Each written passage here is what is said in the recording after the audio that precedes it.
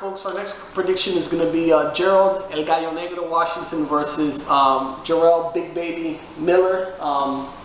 What I know about this Miller guy, he trains out of Brooklyn, New York. Stylistically, I like him a lot. And obviously, Gerald Washington, if you guys remembered, he fought Deontay Wilder. Yep. How do you see this playing out, man?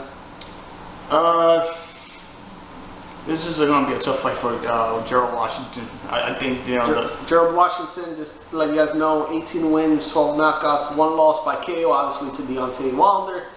And Big Miller, 18 wins, no losses, 1 draw, 16 knockouts. This guy looks like a vicious killer to me.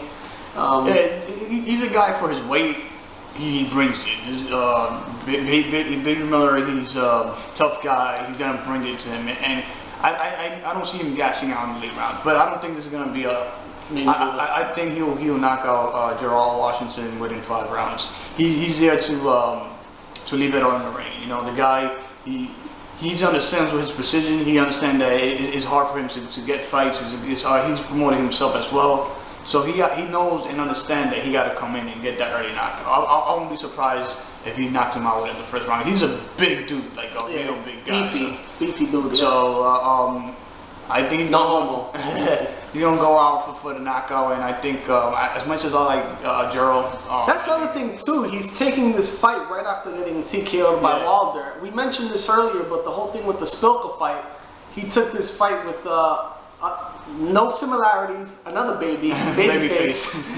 He basically, Arthur Spilka fought babyface Kalnaki, right after the Wilder loss, and I mentioned that he probably was a little traumatized off that. And the same thing with Washington, he was, you know, TKO'd obviously, but by Deontay Wilder, maybe, I don't know if the lasting effects are still there, but when I look at it on paper, I see that Gerald Washington, tall guy, 6'6", 82-inch reach, and then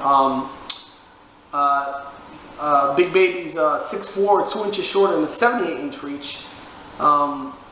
So pretty much on the reach advantage, he has about 4 inches less. But one thing I see, if Big Baby's able to, I don't know why I'm calling him Big Baby, if Miller is able to get around his jab, because one thing I noticed in the Deontay Wilder fight, Gerald Washington had a very stiff jab. Like, he would stick it out, and I noticed Wilder was having trouble with it, maybe because they were both tall men. But Gerald Washington will stick up that jab, and I heard it was a tight jab. It took him at least 4 rounds to get around that thing. If Big Baby could get around it, and he can go under it, and then get inside and hurt him, then he'll be fine. But with a guy like Big Baby, I notice a lot of his shots, they don't look a lot like jabs. I think he likes to go on the inside and just work the body, hook downstairs, hook up top, and uses his physical power to impose on you. Basically, like he said in the video, I said, like, you got the body of a running back, you know what I'm saying, when I'm going to run you down. I think that's what it is. If he just gets on the inside and gets around this jab, because like I said, Washington has a very good jab, I see him, defeating him. And I think that's what's going to happen. The question is how long is it going to take him to get around that jab and get on the inside. But my official prediction for this fight is going to be Gerald Big Baby Miller winning by KO or TKO. As far as rounds, I would probably put it under 6. How do you see it? I got it under 6 as well. I actually said under 5, but yeah, I think by the 5th round, I think Big Baby Miller will either end him on a TKO or a knockout, put him to sleep. All right, that's that. We're gonna move on to our final prediction, and we saved the best for last because it's one that is very controversial, really tight. Anyone who says otherwise is wrong. Stay tuned for the Adrian Broner versus Mikey Garcia prediction up next.